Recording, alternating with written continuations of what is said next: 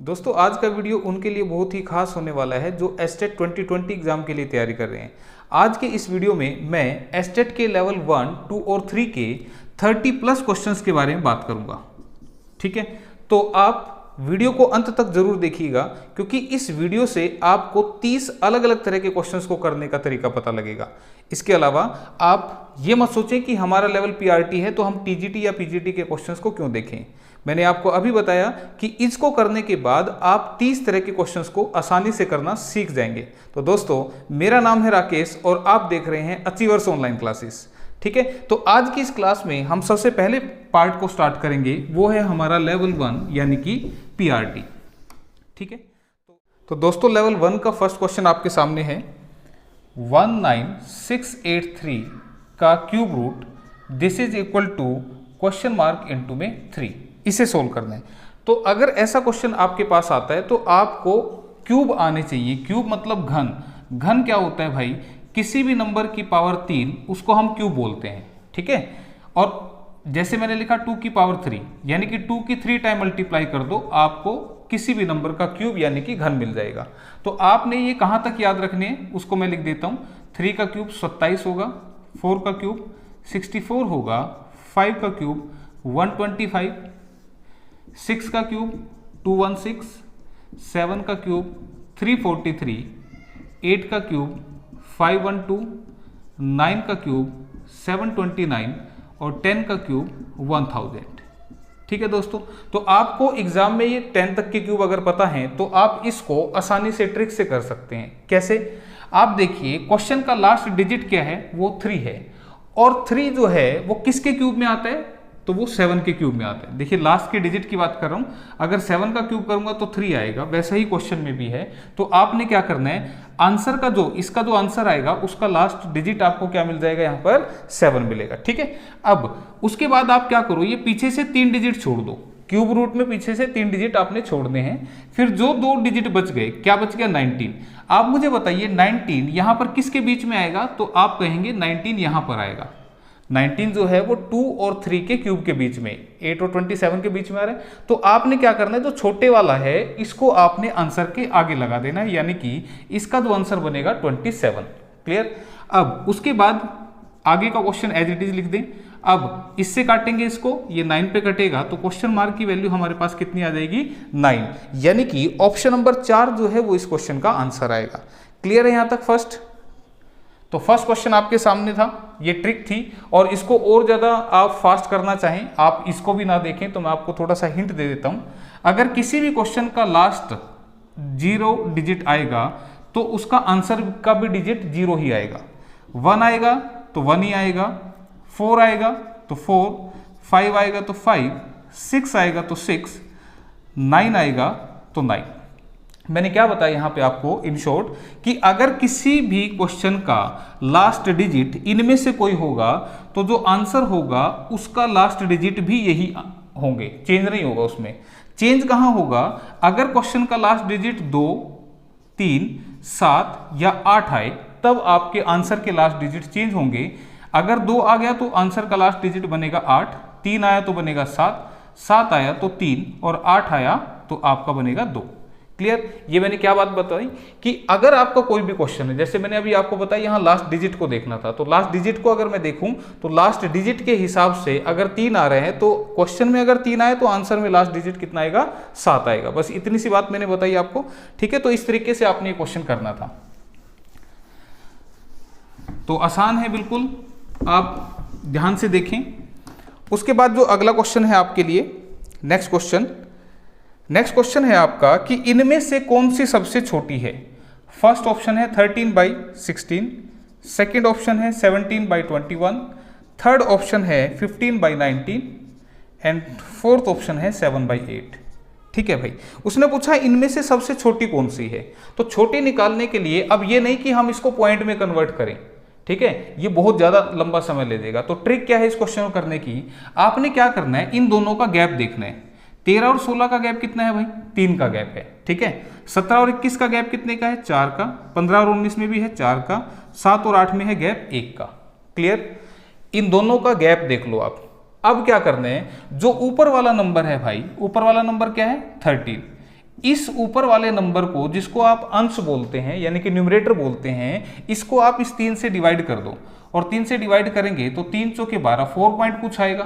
पूरा exact solve करने की जरूरत नहीं है, ठीक है। हाँ, अगर 4 पॉइंट किसी और का भी आंसर आएगा, मैच करना पड़ा, तो हम इसे आगे करके देखेंगे, फिलहाल यहीं छोड़ देते हैं।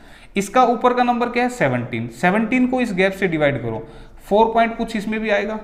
इसका ऊपर का नंबर है 15, इसको मैं 4 से डिवाइड करूंगा तो 3 पॉइंट कुछ आएगा, और इसका ऊपर का गैप 7 है, इसको 1 से डिवाइड करेंगे तो ये 7 आएगा। तो देखो सबसे बड़ा तो ये है, लेकिन उसने पूछा सबसे छोटा कौन सा, तो फिर आंसर क्या बनेगा, ऑप्शन नंबर 3, ठीक है। तो इस तरीके से आपने इस क्वेश्चन को करना है। क्लियर? हाँ जी, इसके बाद अब नेक्स्ट टाइप देखते हैं। नेक्स्ट क्वेश्चन आपके लिए, क्वेश्चन में कह रहा है कि एक रेल है जो 180 किलोमीटर प्रति घंटा की चाल से चल रही है, तो उसकी जो चाल है वो मीटर पर सेकंड में कितनी होगी। तो देखिए बिल्कुल आसान है, अगर आपको स्पीड यानी कि चाल को कन्वर्ट करना है किलोमीटर प्रति घंटा से मीटर पर सेकंड में, ये बेसिकली क्या है, चाल की यूनिट दे रखी है। तो अगर आपने स्पीड को कन्वर्ट करना है किलोमीटर प्रति घंटा से मीटर पर सेकंड में, तो आप क्वेश्चन में मल्टीप्लाई कर देंगे 5/18 से, ठीक है। दूसरा पॉइंट, अगर आपको स्पीड को कन्वर्ट करना है मीटर पर सेकंड से किलोमीटर पर आवर में, तो आप मल्टीप्लाई कर देंगे 18/5 से। ये बात समझ में आ रही है? ध्यान दें, किलोमीटर से मीटर, किलोमीटर बड़ा होता है भाई और मीटर छोटा होता है, तो अगर बड़े से छोटे की तरफ जा रहे हैं तो जिसकी तरफ जा रहे हैं वो ऊपर रखना है, यानी कि छोटे की तरफ जा रहे हैं तो छोटा नंबर आपने ऊपर रखना है। सिमिलरली यहाँ पे मीटर से किलोमीटर, बड़े की तरफ जा रहे हैं तो बड़ा नंबर ऊपर रखना है, याद रहेगा। अब क्वेश्चन में क्या दे रखा था, स्पीड हमें दे रखी है 180 किलोमीटर प्रति घंटा, और इसको हमें बदलना है मीटर पर सेकंड में, तो जिसमें बदलना है मीटर में, और मीटर कैसा होता है, छोटा होता है, ठीक है। तो इसको 5/18 से मल्टीप्लाई कर दें, 18 से इसको काटेंगे 10 पे, और 10 पंजे 50। अब ये 50 मीटर पर सेकंड जो है वो इस क्वेश्चन के लिए आंसर होगा, यानी कि ऑप्शन 1 इसका जवाब होगा। ठीक है दोस्तों, आसान लग रहा है बिल्कुल ही। और ये जो क्वेश्चंस हमने कवर किए हैं इसमें, ये क्वेश्चंस जो आपके हैं ये 2017, 18 और 19 के क्वेश्चन हमने एस्टेट के प्रीवियस लिए हैं। तो नेक्स्ट क्वेश्चन आपके सामने, क्वेश्चन में कह रहा है कि 8,000 रुपये 15% वार्षिक दर से 3 वर्ष के लिए उधार लिए गए हैं, तो उसे कितना साधारण ब्याज जो है वो चुकाना पड़ेगा। तो आपको साधारण ब्याज का फॉर्मूला पता होना चाहिए, वो होता है PRT/100, यानी कि साधारण ब्याज इक्वल टू मूलधन गुणा दर गुणा समय, और इसको भाग कर दें आप किससे, 100 से। ठीक है, तो क्वेश्चन में क्या दे रखा है कि 8,000 रुपये किसी व्यक्ति ने उधार ले लिए, यानी कि मूलधन की वैल्यू कितनी है 8,000 रुपये, दर कितनी है 15%, और समय कितना है 3 साल। ठीक है, तो यहां से आपको क्या मिल जाएगा, साधारण ब्याज मिल जाएगा। तो इसको अगर आप सोल्व करते हैं तो ये आ जाएगा 15×8 = 120, 120 दिया 360 और 1 0 यहाँ पर, तो 3600 रुपये, यानी कि ऑप्शन नंबर 2 इस क्वेश्चन के लिए आंसर होगा। ठीक है, ऑप्शन 2। तो अब देखो दोस्तों, ये तो क्वेश्चन वो तरीका है जो हम फॉर्मूले से करते हैं। अगर मैं इसको बिना पेन चलाए बताऊं तो आप इसको एग्जाम में करेंगे कैसे, कितनी देर का क्वेश्चन है, देखिए आप। सिंपल इंटरेस्ट जो होता है, यानी कि साधारण ब्याज जो होता है, वो दर और समय के प्रोडक्ट पर डिपेंड करता है, दर और समय के प्रोडक्ट पर।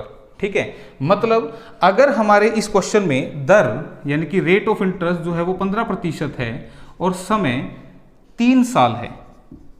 ठीक है, तो मैंने कहा कि जो ब्याज होगा वो किस पर डिपेंड करेगा, दर और समय के परसेंट पे, मतलब मल्टीप्लिकेशन पे। जैसे 15% ब्याज अगर 1 साल में मिलता है तो 3 साल में 45% ब्याज मिलेगा। क्लियर है, तो आपने सीधा क्या करना है, इस 8,000 का 45% सोल्व कर लेना था और वही इस क्वेश्चन का आंसर बन जाता। अब इसको माइंड में कैसे सोल्व करेंगे भाई, याद रखना किसी भी नंबर का 10% अगर आपको निकालना हो, कोई भी नंबर आपको दे रखा है और अगर आप उसका 10% निकालना चाहते हैं तो भाई उसको 10 से डिवाइड कर देना और ये आपका आ जाएगा 800। ठीक है, तो इसके लिए अब कहीं लिखने की जरूरत तो है ही नहीं, कोई भी आपका है। मैंने कहा 50 रुपये हैं, 50 का 10% क्या होगा, आप उसको 10 से डिवाइड कर दें तो 5 रुपये जो है वो 10% की वैल्यू होगी। तो यही बात मैं यहां पर बता रहा हूं कि हमें 8000 का 45% निकालना है, तो 8000 का 10% कितना होगा 800। तो 10% अगर 800 है तो 40%, इसको मैं क्या कह सकता हूं, दिस इज 40 + 5। ठीक है, मैंने दो पार्ट में डिवाइड कर दिया। तो 40% के लिए क्या कर दूं, 800 का 4 गुना कर दो, कितना हो गया 3200। ये 40% की वैल्यू आ गई। अब मुझे बताओ 10% अगर 800 है तो 5% कितना होगा, 800 का आधा यानी कि 400 होगा। तो इसका जो आंसर था वो 3600 रुपये। वो बड़ा फास्ट आ जाता बिना लिखे, लेकिन इन चीज़ों के लिए ना थोड़ी सी आपको प्रैक्टिस करनी पड़ेगी। मुश्किल नहीं है, पर आप इसको इजीली कर पाएंगे। ठीक है, तो ये था आपका क्वेश्चन। तो सीधा ही आप क्वेश्चन में 45% निकाल के अगर 8000 का लिख देते तो आपका आंसर आ जाना था। ठीक, तो नेक्स्ट क्वेश्चन देखेंगे अब आपका। हाँ जी, तो अगला क्वेश्चन आपके लिए क्वेश्चन है, यदि एक समबाहु त्रिभुज की भुजा 20% कम कर दी जाती है तो इसके क्षेत्रफल में कितनी कमी हो जाएगी। ध्यान देना, यहां पर ये जो क्वेश्चन है ये बहुत बार पूछा गया है। भुजा 20% कम कर दी जाए, ठीक है। तो अब मुझे बताइए समबाहु त्रिभुज का जो क्षेत्रफल होता है वो होता है √3/4a², लेकिन उसकी कोई जरूरत नहीं है। आप सीधा क्या याद रखेंगे, x + y + xy/100। आप इस फॉर्मूले का इस्तेमाल करेंगे। ठीक है, जो एरिया होता है यानी कि क्षेत्रफल होता है समबाहु त्रिभुज का वो होता है √3/4a²। ठीक है, जहां पर a हमारा क्या होता है, वो हमारा भुजा होता है, साइड होता है। तो अब आपने क्या करना है भाई, इस साइड को यहां इस्तेमाल करना है। तो साइड 2 बार मल्टीप्लाई हो रही है, तो इसका मतलब ये हुआ कि x की वैल्यू आपने -20 लेनी है और y की वैल्यू भी आपने -20 लेनी है। ऐसा मैं माइनस क्यों ले रहा हूं भाई, अगर भुजा बढ़ा दी जाती तो मैं इसको प्लस लेता, लेकिन उसने कहा प्रत्येक साइड में 20% की कमी कर दी जाए। ठीक है, तो फिर आपने इसको माइनस में लेना है। तो अब इन वैल्यूज को रखते हैं, तो -20 और जब इन x y की मल्टीप्लाई होगी तो इसकी इससे मल्टीप्लाई होने से माइनस माइनस बनेगा प्लस, और हम इसको लिखेंगे 20 × 20/100।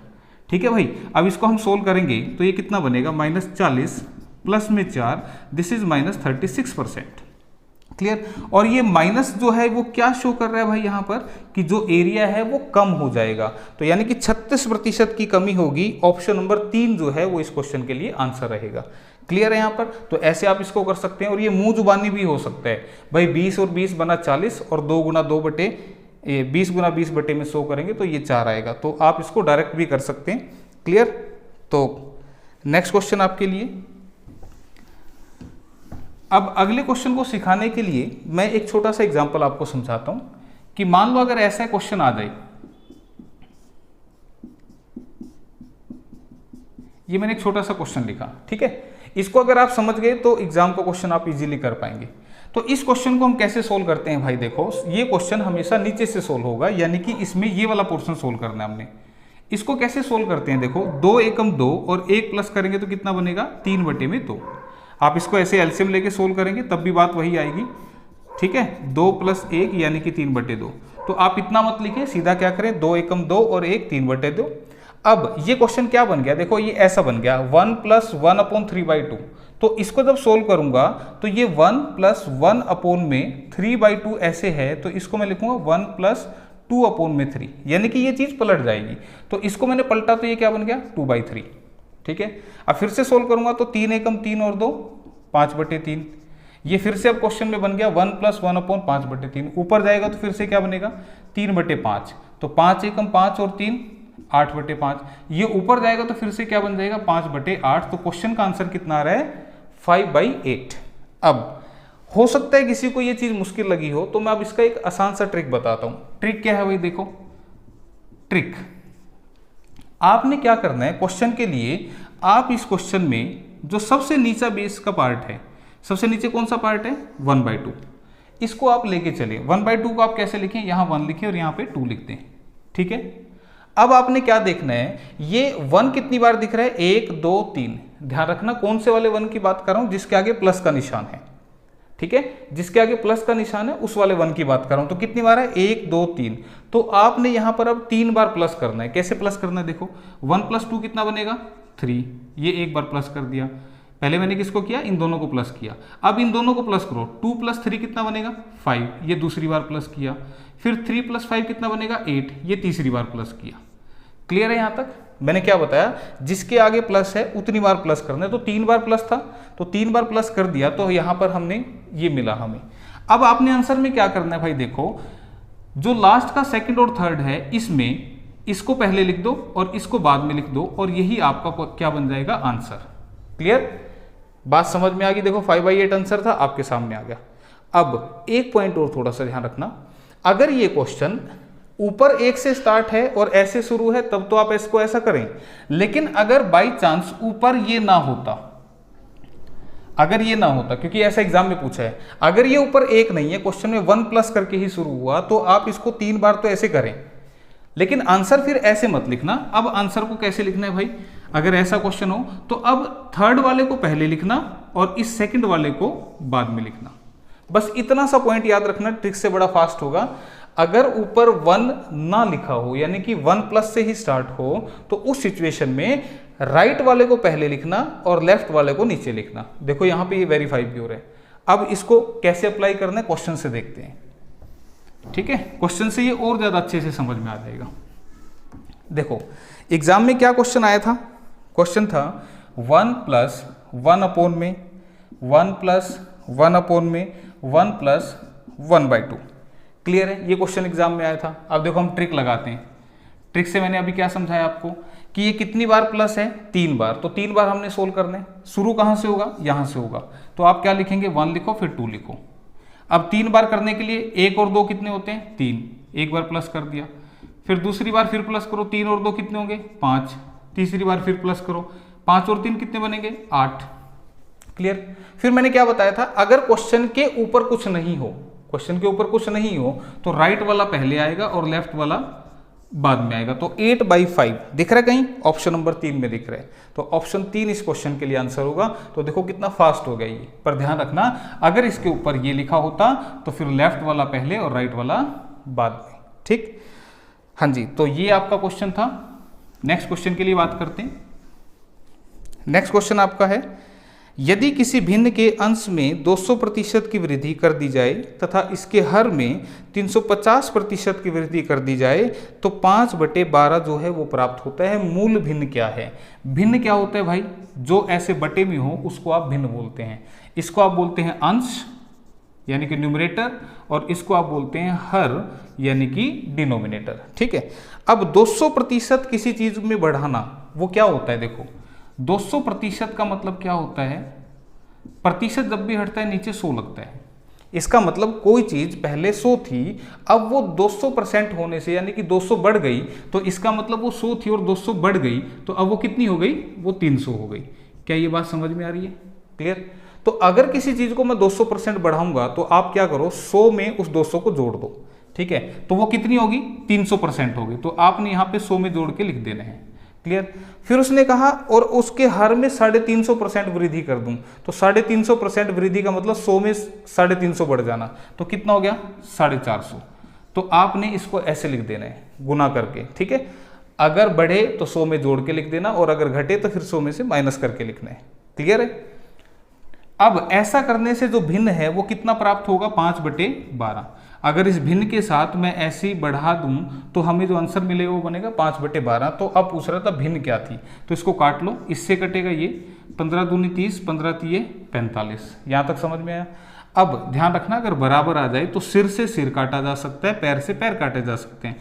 तो इस 3 से मैं इस 4 को काट सकता हूँ, क्लियर है यहाँ तक। अब क्या करते हैं, क्रॉस मल्टीप्लाई, तो 2 की यहाँ मल्टीप्लाई होगी 8, ये वाला ऊपर 5 as it is, and this is equal to x/y। तो 5/8 यानी कि ऑप्शन नंबर 2 जो है वो इस क्वेश्चन के लिए आंसर होगी। क्लियर है यहां तक भी, ठीक है दोस्तों। तो समझ में आ रहा होगा आप सभी को, आसान है, मुश्किल नहीं है कुछ भी। क्वेश्चन नंबर नेक्स्ट देखिएगा, कह रहे कि 5 क्रमागत सम संख्याएं ABCDE का औसत 74 है, तो संख्या C तथा E का गुणनफल क्या होगा।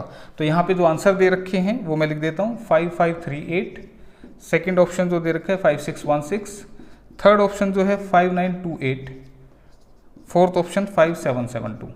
तो देखो यहाँ पे जो संख्या है वो सम है यानी कि इवन नंबर्स हैं और 5 लगातार हैं, तो मैं इनको ऐसे 5 नंबर्स बना लेता हूँ, ठीक है, ये है नंबर ए, ये है बी, ये है सी, ये डी और ये ई। तो ये 5 लगातार इवन नंबर है। ध्यान रखना एवरेज के केस में अगर ये गैप सेम हो, सम संख्या में क्या होता है, गैप सेम होता है, ठीक है, तो इनमें अगर गैप सेम हो तो याद रखना हमेशा एवरेज हमेशा बीच वाली वैल्यू होगी। जैसे कि उसने कहा कि 5 लगातार सम संख्याओं का जो औसत है वो 74 है, इसका मतलब 74 जो है वो एवरेज है। और मैंने अभी बताया आपको औसत जो होगा वो हमेशा कौन सी वैल्यू होगी, बीच की वैल्यू होगी। कब, जब हमारा डाटा एपी सीरीज से रिलेटेड होगा। और एपी सीरीज का डाटा कैसा होता है भाई, जिसमें गैप सेम हो, जैसे 1 2 3 4। तुमसे कोई पूछे इसका एवरेज क्या निकलेगा, तो एवरेज ये वाला निकलेगा, ठीक है। कोई तुमसे पूछ ले 1 3 5 7, इसका एवरेज क्या निकलेगा, तो इसका एवरेज निकलेगा बीच में, और बीच में कौन सी वैल्यू आएगी, 3 और 5 के बीच में क्या आएगा, 4 आएगा, ठीक है। लेकिन ये होगा तभी जब क्वेश्चन में गैप सेम होगा, ठीक है। तो यहाँ पे ये बात क्लियर हो गई। अब संख्या लगातार है तो मुझे बताओ ये 74 है तो फिर ये 76 होगा, ये 78 होगा, इससे पीछे ये 72 होगा और ये 70 होगा। क्लियर है, ये हमें मिल गई। तो उसने पूछा C और E का गुणनफल, C और E का गुणनफल यानी कि 74 की गुणा 78 से पूछी जा रही है। तो 8 चौके 32 यानी कि लास्ट पे 2 आएगा। इसी ऑप्शन में 2 दिख रहा है तो पूरा करके दिखाने की जरूरत नहीं है। हाँ, अगर एक से ज़्यादा ऑप्शन में 2 दिखता तो फिर आप इसको आगे सोल्व कर देना, ठीक है। तो ऑप्शन डी इसका जवाब होगा। तो नेक्स्ट क्वेश्चन आपका मेंसुरेशन यानी कि क्षेत्रमिति से रिलेटेड है। हाँ जी, क्वेश्चन क्या है कि एक आयत की लंबाई उसकी चौड़ाई की 3 गुनी है। अब देखो इस बात को समझो भाई। सबसे पहले तो आपको पता होना चाहिए आयत यानी कि रेक्टेंगल होती कैसे है, ठीक है। ये आपकी एक आयत है। आप जो ये बोर्ड देख रहे हैं ये भी एक आयताकार बोर्ड आपको दिख रहा है इस वीडियो के अंदर। तो ये एक आयत है, क्लियर है। उसने कहा आयत की जो लंबाई है वो चौड़ाई की 3 गुनी है। इसका मतलब ये हुआ कि अगर ये हमारी x है तो ये इसकी 3x है। क्लियर है भाई। अब मैंने ऐसा क्यों लिखा, क्योंकि अगर ये 10 होती तो फिर मैं इसको 30 लिखता।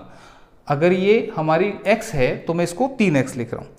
फिर उसने कहा यदि इस आयत का क्षेत्रफल 147 वर्ग मीटर है। तो भाई देखो आयत का क्षेत्रफल क्या होता है, इसका एरिया होता है लंबाई गुणा में चौड़ाई, लंबाई गुणा चौड़ाई। तो इसका क्षेत्रफल होगा लंबाई गुणा में चौड़ाई, वैल्यू रख दी मैंने।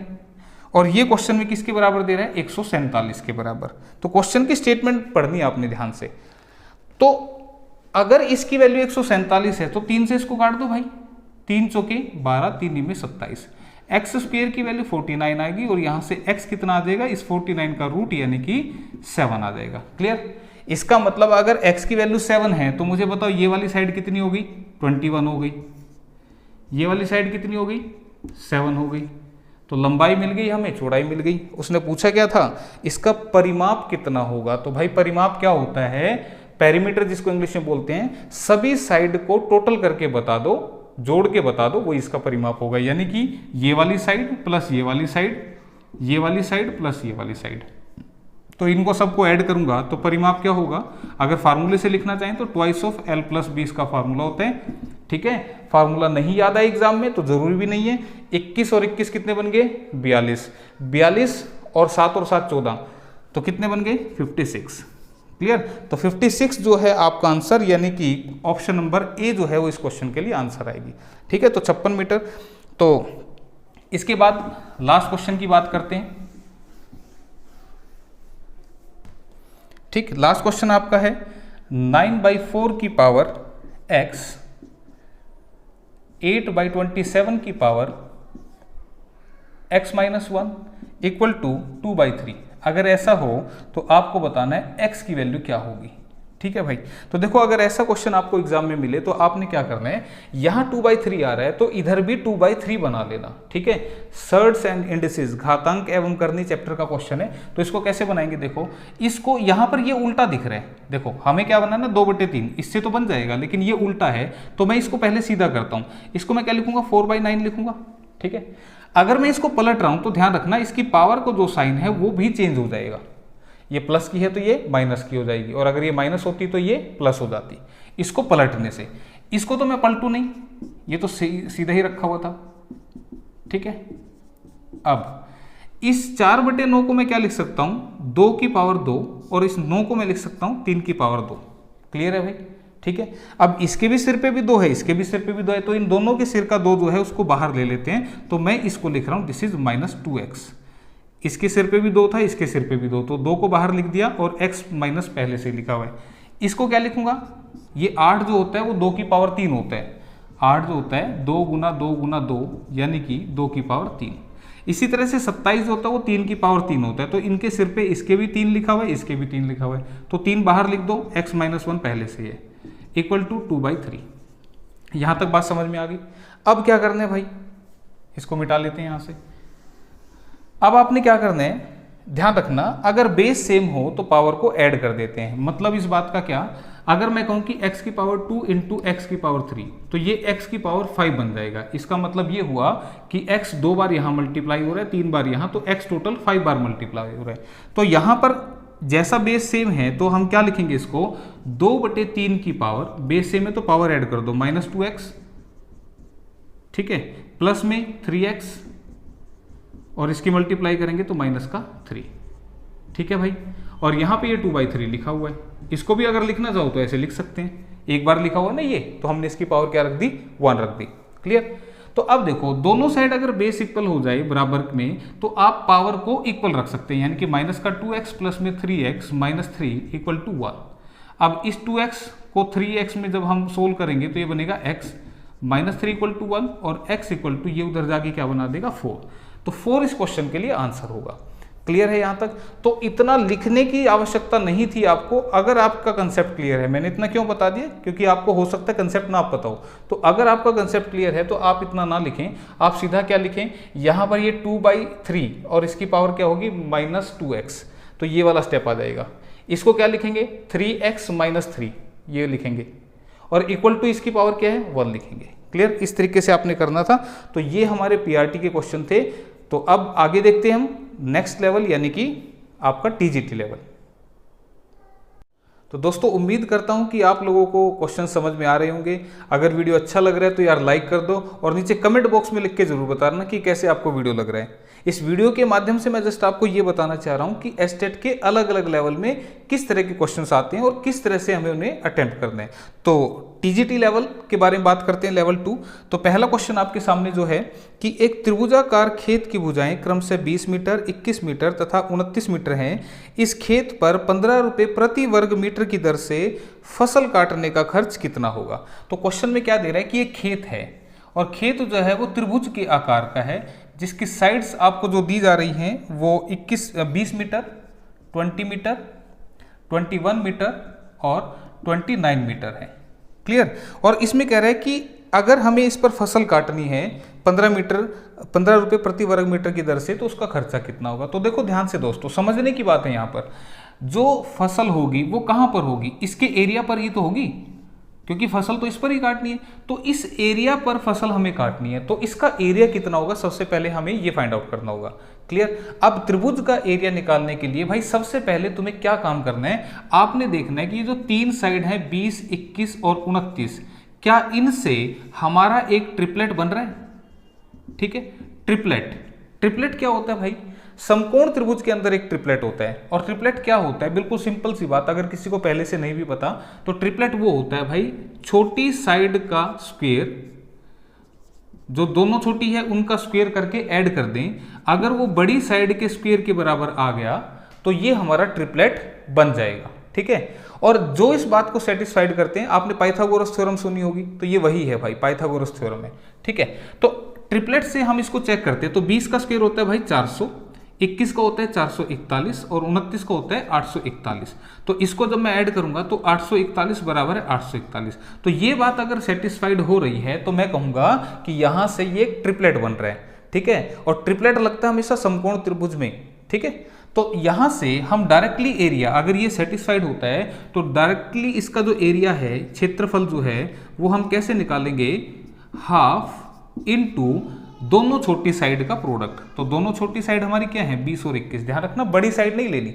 ठीक है। डायरेक्टली आप इससे एरिया निकाल सकते हैं। तो 2 से काटेंगे 10 और ये कितना आ गया, 210 मीटर स्क्वायर। ये हमारा एरिया आ गया, यानी कि ये वाला पोर्शन आ गया।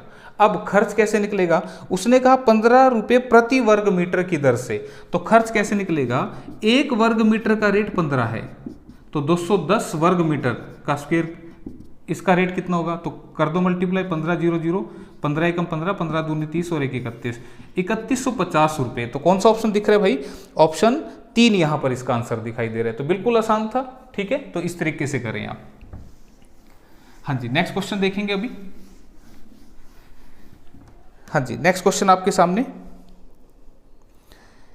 ए तथा बी मिलकर किसी काम को 15 दिन में समाप्त करते हैं, जबकि बी अकेला इसे 20 दिन में समाप्त करता है, तो ए अकेला काम कितने दिन में करेगा? तो देखो बिल्कुल आसान है भाई, ए और बी मिलकर 15 दिन ले रहे हैं। कौन? ए और बी मिलकर, तो इसको प्लस के साथ लिख दें। फिर कह रहा है बी अकेला इसे 20 दिन में कर रहे हैं। बी कितने दिन ले रहे हैं? 20 दिन में। क्लियर? तो पूछ रहा है ए अकेला काम कितने दिन में समाप्त करेगा? तो भाई देखो, जिससे काम करवाना है ना, आप उसको कैसे करें?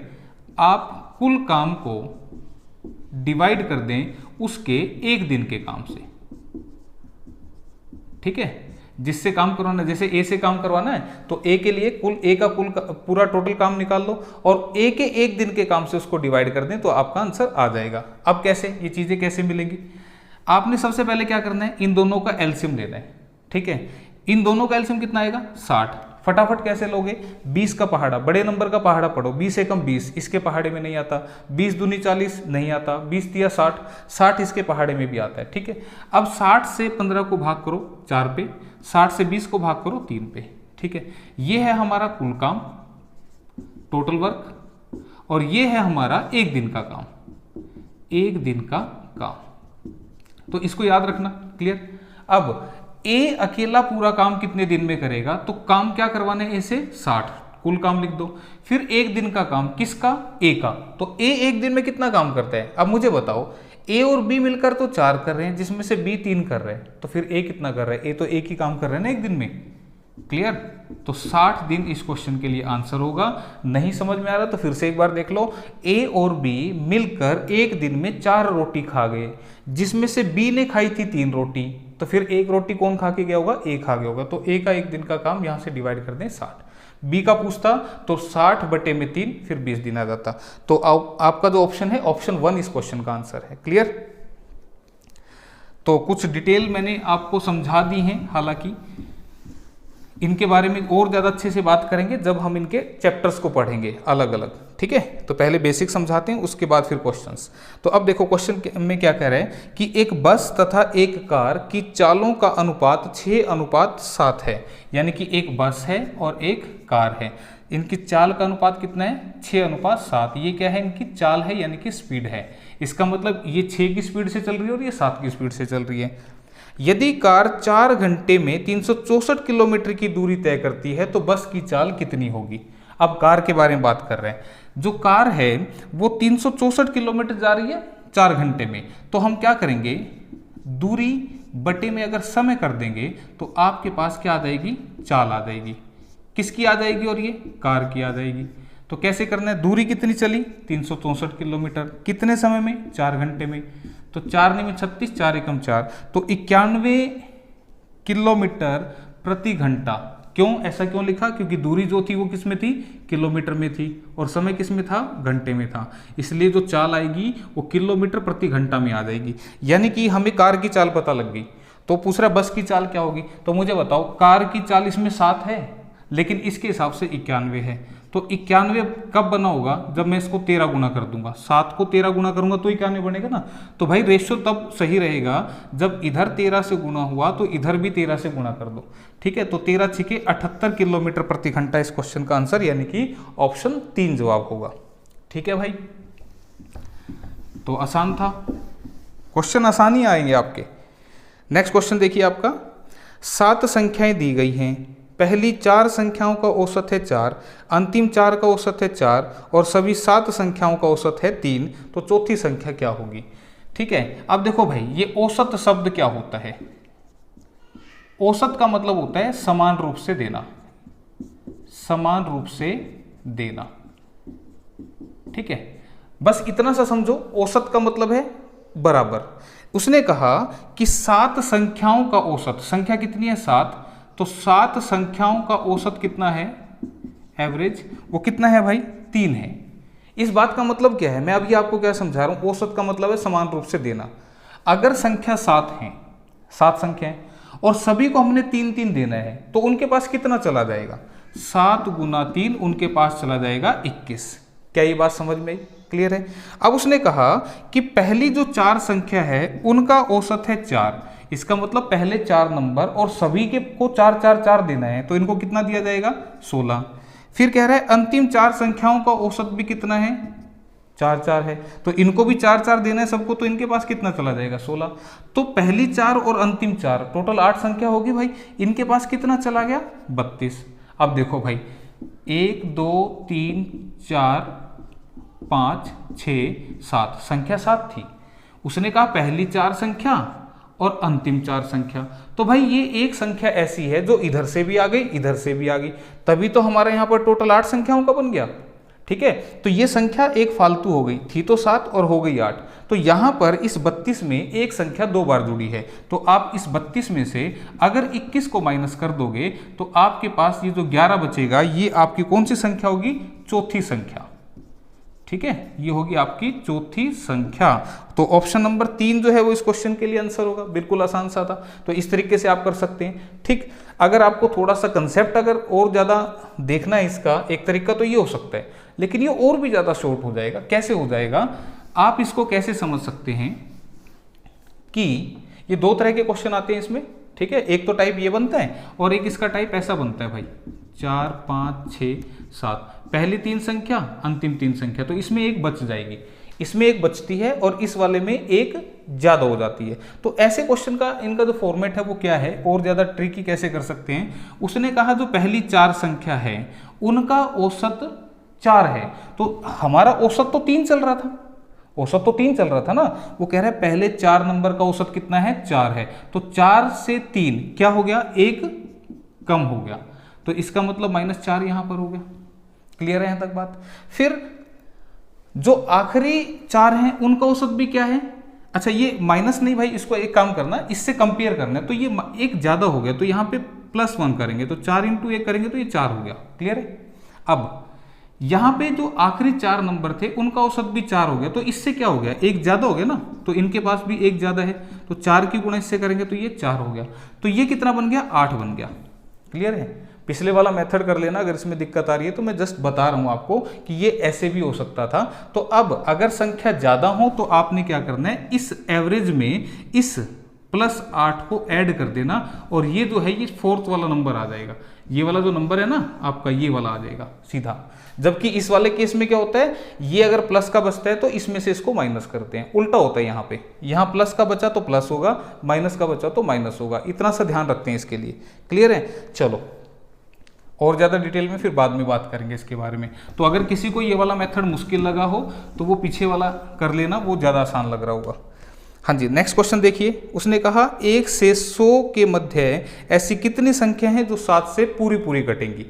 1 से 100 के बीच में, तो आप क्या करो भाई, 100 को उठाओ और 7 से डिवाइड कर दो, 7 एकम 7, 7 चौके 28। तो अगर आप इसको डिवाइड करेंगे तो ये इससे कोई लेना देना नहीं है, ये बचे तो ठीक ना बचे तो ठीक, ये आपका आंसर आ गया। यानी कि 1 से 100 तक 14 नंबर ऐसे होंगे जो हमारे 7 से पूरे कटेंगे, यानी कि ऑप्शन 4 इसका आंसर। क्लियर है ये? तो देखो कितने आसान क्वेश्चन आ रखे हैं। हाँ जी, अगला क्वेश्चन, ये क्वेश्चन इंपॉर्टेंट है भाई। ए की आय बी की आय से 20% कम है, तो बी की आय ए की आय से कितने प्रतिशत अधिक है? ठीक है, तो इस क्वेश्चन के लिए आपने क्या करना है, मैं थोड़ा सा लिखूंगा यहां पर, ए की आय बी की आय से 20% कम है। देखो ये क्वेश्चन मोस्ट इंपॉर्टेंट है आपके एग्जाम के लिए, आपने इसको पूरा नहीं पढ़ना, बस इतना सा पढ़ना जितना मैं बता रहा हूं। सिर्फ ये जो लाइन लिखी है ना, इसको आप पढ़ के आंसर कर सकते हैं। कैसे? आपने क्या देखना है, इस क्वेश्चन की पहचान ये है कि अगर इधर वो कम बोलेगा ना तो बाद में वो अधिक बोलेगा। वीडियो को पॉज करके एक बार स्टेटमेंट पूरी पढ़ो, देखो उसमें लिखा हुआ है, अगर इधर कम है तो बोलेगा बी की आय ए से कितने प्रतिशत अधिक है। ठीक है, तो इसका आंसर क्या करेंगे, ये आपने 20% है तो आप यहां 20 लिखना, अब कम है तो आपने 100 में से इसको घटा के लिखना है। ठीक है, अगर ये अधिक होती तो ऊपर 20 लिखते, नीचे 100 + 20 लिखते, और कितने प्रतिशत है उसके लिए आप 100 लगा दो।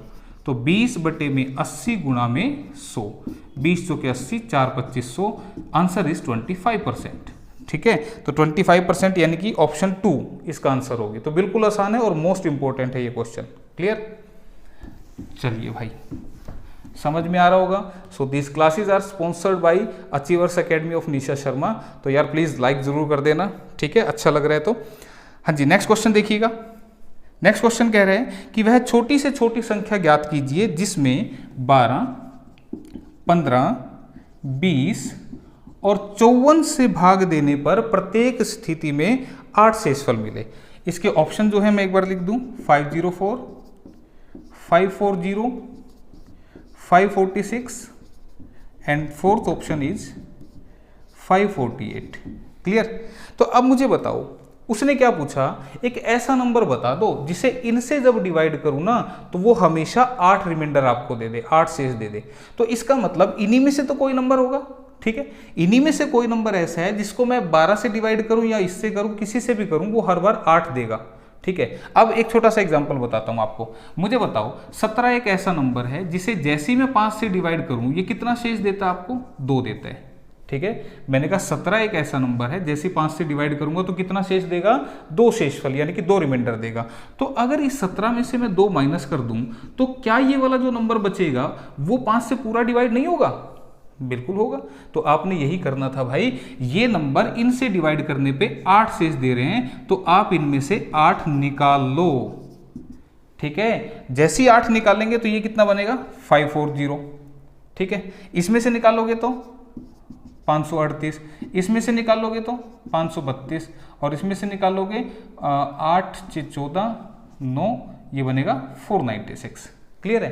तो मुझे बताओ, ये नंबर इनसे पूरे कटेंगे तो 20 से केवल यही एक नंबर कट सकता है, बाकी तो कटेंगे ही नहीं। ठीक है ना, क्योंकि 20 के पहाड़े में 20 से कोई नंबर कब कटे? 20 से कम 20, 20 दूनी 40, 20 तीय 60, यानी कि जिसके एंड में 0 आ रहा होगा वही नंबर 20 से कटेगा। तो फिर ऑप्शन 4 इस क्वेश्चन का आंसर था। तो इतनी सी देर लगानी थी बस आपने। ठीक है, ये नहीं कि ज्यादा समय इनके ऊपर हम लगाएं। तो अगला क्वेश्चन आपके सामने कि एक चिड़ियाघर में हिरन एवं मोर हैं, गणना करने पर उनके सिरों की संख्या, जो हेड हैं यानी कि सिर हैं, वो कितने मिले? 80, और उनकी जो टांगे हैं, लेग्स हैं, वो कितने हैं? 200 हैं। तो वहां पर मोर की संख्या कितनी है? ठीक है, एक तो यहां पर क्या है, हिरन है, एक हिरन है और एक मोर है।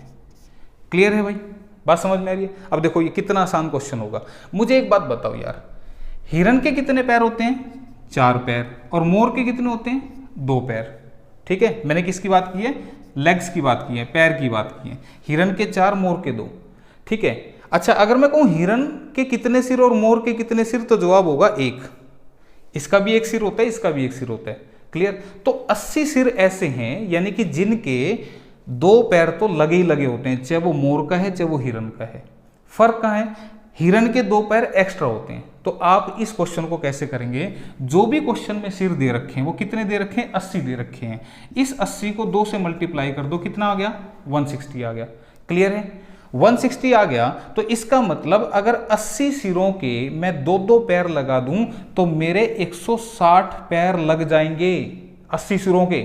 लेकिन मेरे पास तो 200 पैर हैं, तो 200 पैर मेरे पास हैं, तो 160 माइनस कर दूं तो 40 पैर मेरे पास क्या होंगे? बच गए। 40 पैर बच गए ना। ये 40 क्यों बच गए भाई? क्योंकि हिरन के अभी 2 ही पैर लगे हैं, 2 पैर और लगाने हैं। तो आप क्या करो, इस 40 को 2 से डिवाइड करोगे तो 20 जो हैं ये आपके 4 पैर वाले आ जाएंगे। ठीक है, तो ये 20 जो हैं ये 4 पैर वाले हैं, यानी कि हिरन आ गए। ठीक, मोर कैसे निकलेंगे? इस टोटल सिरों में से इन 20 को माइनस कर देना तो आपके पास 60 जो हैं वो 4 पैर, ये सॉरी 2 पैर वाले आ जाएंगे, यानी कि मोर आ जाएंगे। तो मोर ही पूछ रहा था, तो ऑप्शन 4 जो है 60 वो इसका आंसर होगा। तो बिल्कुल आसान है, कुछ नहीं करना, सिरों की संख्या का दुगना करके टोटल पैरों में से घटा दो, जो बचेगा उसको 2 से डिवाइड कर दो, जो आएगा वो कौन सा आएगा? 4 पैर वाले। ये 4 पैर वाले आएंगे, ध्यान रखना, ये 4 पैर वाले आगे, 4 पैर वाले रख दिए। तो 20 अगर 4 पैर वाले हैं तो 80 में से 20 माइनस कर देना, 60 जो 2 पैर वाले। ठीक है, तो आसान था ये क्वेश्चन भी भाई, बिल्कुल। चलो आगे बढ़ते हैं भाई। हाँ जी, नेक्स्ट क्वेश्चन आपके लिए। अब देखो प्रॉफिट लॉस का क्वेश्चन है। यदि 11 संतरे 10 रुपये में खरीदे जाते हैं तथा 10 संतरे 11 रुपये में बेचे जाते हैं तो लाभ प्रतिशत कितना होगा? ध्यान दे से लिखिएगा इसको। उसने कहा एक साइड तो आप लिख लो वस्तु, ठीक है, और एक साइड लिख लो आप मूल्य यानी कि प्राइस। पहली लाइन पढ़ो, ध्यान से पढ़ना। 11 संतरे, तो वस्तु कितनी होगी 11, और कितने रुपए में खरीदे? 10 रुपये में। ये क्या खरीदे? ये है सीपी। सीपी का मतलब होता है क्रय मूल्य, खरीदे ना इस रेट से। फिर क्या कह रहे हैं? 10 संतरे ये वस्तु होगी, 11 रुपये में बेचे जाते हैं, ये क्या हो गया? सेलिंग प्राइस यानी कि विक्रय मूल्य। क्लियर है? ठीक है।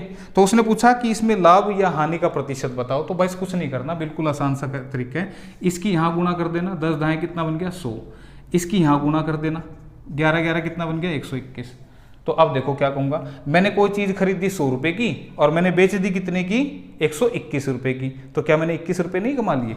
तो मैंने 21 रुपये कमा लिए। तो अगर ये 100 है तो यही आंसर बन जाएगा।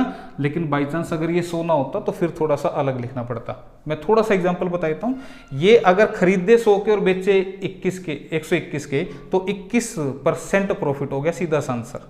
क्लियर है? अगर ये थोड़े से अलग होते ना, मान लो खरीदते वो कितने के, सीपी अगर वो होता 50 का, ठीक है, और बेचता वो मान लो 60 के, मान लो ऐसा होता, तो फिर मैं कहता 50 की चीज 60 में बेची तो 10 रुपये का प्रॉफिट हो गया। कितने पर? 50 पर गुणा में 100। तो 50 दूनी 100, तो 20% लाभ यहाँ पे बोला जाता। लेकिन इस केस में ऐसा लिखने की जरूरत नहीं पड़ी, क्योंकि अगर इसको लिख के भी दिखाऊंगा तो 100 की चीज 121 की बेची तो 21 रुपये कमा लिए। किस पर? 100 पर। और कितने परसेंट कमा लिए? तो 100 से मल्टीप्लाई करूंगा तो ये 21% ही आ जाएगा। तो इतना लिख के मत दिखाना अगर यहाँ पे 100 आ रहा है तो, ठीक है। मैंने एग्जाम्पल से समझा दिया आपको। तो आसान था ये क्वेश्चन। हाँ जी, नेक्स्ट आपका, हाँ जी, अगला क्वेश्चन देखिए। अर्जुन अपनी यात्रा का आधा भाग रेलगाड़ी से 120 किलोमीटर प्रति घंटा की चाल से तथा आधा भाग कार द्वारा 80 किलोमीटर प्रति घंटा की चाल से तय करता है, तो उसकी औसत चाल क्या होगी? औसत चाल, ठीक है। तो फॉर्मूला क्या होता है भाई? कुल दूरी बटे में कुल समय, कुल दूरी बटे में कुल समय, यानी कि टोटल डिस्टेंस अपोन में टोटल टाइम। ये जो फॉर्मूला है ये आपका एवरेज स्पीड यानी कि औसत चाल का है, ठीक है। अब उसने आधी दूरी रेल से तय करी और आधी दूरी उसने कार से तय करी, तो इसका मतलब जो दूरी है वो समान है। तो अगर समान दूरी हो तो औसत चाल आप इस फार्मूले से भी निकाल सकते हैं, 2xy अपोन में x प्लस वाई।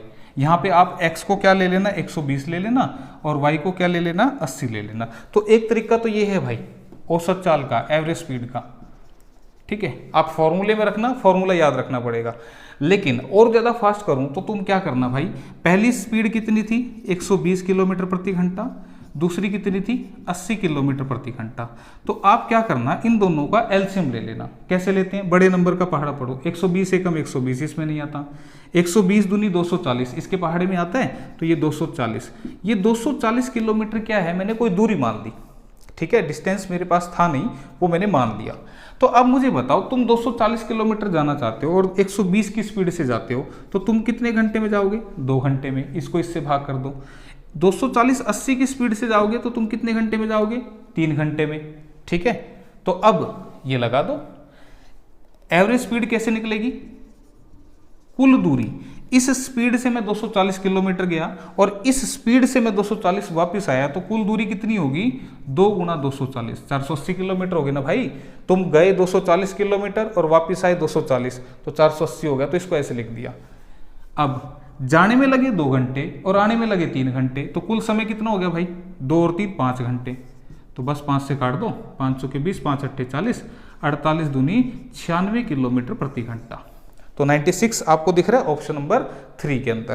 तो बिल्कुल आसान ये भी, तो इसका ध्यान रखना, या फिर फॉर्मूला लगाना, ठीक है। और ये वाला तरीका ये तभी लगेगा, या ये फॉर्मूला तभी लगेगा जब डिस्टेंस समान हो, ये नहीं कि अलग अलग डिस्टेंस दे रखा हो, ठीक है। तो अगला क्वेश्चन देखते हैं हमारा। हाँ जी, नेक्स्ट क्वेश्चन आपका जो है चक्रवर्ती ब्याज से कि 18,000 रुपये पर 2 वर्ष के 10% वार्षिक दर से चक्रवर्ती ब्याज व साधारण ब्याज का अंतर। ठीक है, तो जो अंतर का फॉर्मूला होता है वो होता है P into R square upon में 100 का स्क्वेयर। ठीक है, इसको हिंदी में अगर लिखना चाहें तो अंतर में आप लिख लेना मूलधन इंटू में दर की पावर 2 बटे में 100 की पावर 2। ठीक है, हिंदी वाले जो हैं मूलधन गुणा दर का स्क्वायर अपॉन में 100 का स्क्वायर। तो इससे आप बिल्कुल कर सकते हैं। कैसे अंतर आपको कैसे मिलेगा? ये 2 साल के लिए भाई, 2 ईयर्स के लिए, 3 ईयर्स के लिए अलग होता है। 3 ईयर के लिए फार्मूला जो होता है डिफरेंस का यानी कि अंतर का वो होता है P R square into 300 plus में आर अपॉन में 100 का क्यूब। ये फार्मूला होता है भाई। पी मूलधन होता है, आर दर होती है, रेट ऑफ इंटरेस्ट। ठीक, तो अब यहाँ से अंतर क्या है? 18,000 रुपये। तो मूलधन की वैल्यू 18,000 है, दर कितनी है? 10%। तो 10 का स्क्वायर करूंगा तो 10 गुना 10 आ जाएगा और नीचे क्या आएगा? 100 इंटू में 100। ठीक है, इससे कटा ये, इससे कटा ये 2 जीरो, तो 180 रुपये इस क्वेश्चन का आंसर है। क्लियर? यानी कि ऑप्शन नंबर 2 इस क्वेश्चन का आंसर था। ठीक, अब ये इतनी राम कहानी मैंने लिखी, लेकिन भाई चीज़ें बहुत हैं, करने के तरीके भी कई हैं। इस क्वेश्चन का आंसर आप बिना लिखे कर सकते थे, लेकिन वो होता कैसा उसके लिए आपको ये पता होना चाहिए। ठीक है, तो यहाँ पर आपको बता दूं इस फार्मूले में ये जो एक्स वाई जो आपको दिख रहा है ये 2 साल का अंतर होता है। ठीक है, तो 2 साल का अंतर कैसे? अब यहाँ x क्या लूँ y क्या लूँ भाई? देखो x और y क्या है? वो आपका रेट परसेंट है। रेट परसेंट है तो रेट कितना दे रखा था? 10%। तो x की वैल्यू भी आप 10 ले लें, y की वैल्यू भी 10 ले लें, तो 10 गुणा 10 बटे में 100। ठीक है, यानी कि 1% जो है वो आपका अंतर होगा। तो 1% किसका करना है? इसका कर दो प्रिंसिपल का। प्रिंसिपल कितना था? 18,000। 18,000 का 1% अंतर होगा। तो कैसे निकालते हो तुम इसको? ऐसे निकालते हो भाई, 18,000 गुणा 1 बटे में 100, तो देखो 180 रुपये। तो अगर ये मेथड आप करोगे तो लिखने की जरूरत ही नहीं पड़ेगी आपको। ठीक है, आप फटाफट इस क्वेश्चन का आंसर कर सकते हैं। क्लियर? तो ये हमारा जो था ये लेवल 2 था, यानी कि टीजीटी लेवल के क्वेश्चन थे। अभी हमारा लेवल 3 बचते हैं, पीजीटी लेवल। तो देखना कितने आसान वहां पर क्वेश्चन है आपके। ठीक है, तो दोस्तों मजा आ रहे हैं, समझ में आ रहे हैं क्वेश्चन? तो अगर अच्छा लग रहा है वीडियो को तो लाइक जरूर करना भाई। ठीक है, और कमेंट में जरूर बताना। तो अब इसके लेवल 3 की बात करते हैं, पीजीटी लेवल की। तो पहला क्वेश्चन आपके लिए ये है कि 10 लीटर दूध में 8% पानी है, इसमें कितना शुद्ध दूध मिलाया जाए जिससे इस मिश्रण में पानी जो है वो 4% रह जाए। तो देखो इसको करने के अलग अलग तरीके हैं, लेकिन मैं आसान बता देता हूँ तरीका। जो 10 लीटर दूध है उसमें 8% पानी है, उसमें क्या है? पानी।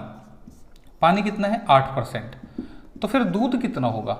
8% का मतलब ये हुआ भाई कि 100 में से 8 हिस्से पानी के हैं, तो फिर 92 हिस्से दूध के होंगे उसमें। क्लियर है? इसको अगर मैं काटूं, रेशियो में लिखा है मैंने 4 दूनी 8, 4 दूनी 8, 4 ती 12। इसको काटूं तो ये कितना बन गया? 23:2। ठीक है, 92 और 8 को मैंने 4 से काट दिया और ये बन गया 23 हिस्से दूध के, 2 हिस्से पानी के।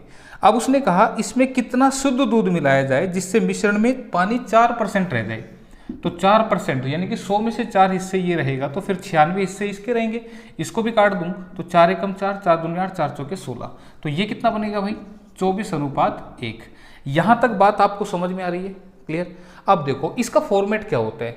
फॉर्मेट जस्ट सिंपल सा है दोस्तों, जो चीज मिलाई जाए ना वो चेंज होनी चाहिए, जो नहीं मिलाई जाए वो फिक्स रहनी चाहिए।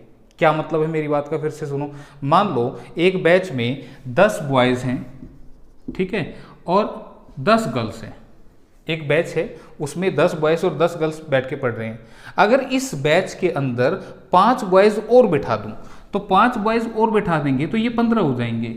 लेकिन क्या गर्ल्स की संख्या पे चेंज पड़ेगा? नहीं पड़ेगा। गर्ल्स तो पहले भी 10 थी, अब भी 10 ही रहेंगी। तो यही बात मैं कह रहा हूं भाई, इस टाइप के क्वेश्चन में जो चीज मिलावट होगी उसकी वैल्यू चेंज हो, जो नहीं मिलाई वो फिक्स हो। तो अब आप मुझे बताइए यहां पर कितना दूध मिलाना है। तो दूध मिलाएंगे तो दूध की वैल्यू चेंज होनी चाहिए थी, ये क्यों चेंज हुआ भाई? ये तो फिक्स रहना चाहिए था। तो इसको फिक्स करने के लिए, ये पहले 2 था तो बाद में 2 बनाने के लिए आप इसको नीचे वाले को 2 से मल्टीप्लाई कर दो। तो ये बन गया 2 एकम 2 और 24 दूनी 48। यहां तक बात समझ में आ गई? क्लियर है? यानी कि पानी पहले भी 2 था, बाद में भी 2 है, लेकिन दूध 23 से 48 हो गया। दूध जो है वो हमारा 23 से 48 हो गया, तो कितना बढ़ गया भाई? तो तुम कहोगे यहाँ पे, इसको मैं यहाँ लिख रहा हूँ भाई, तो तुम कहोगे कि कोई चीज़ 23 से 48 हो गई तो वो 15 बढ़ गई, सॉरी 25, ठीक है 25 बढ़ गई ना, थी वो 23 और होगी 48 तो 25 बढ़ गई। अब ये 25 क्यों बढ़ी?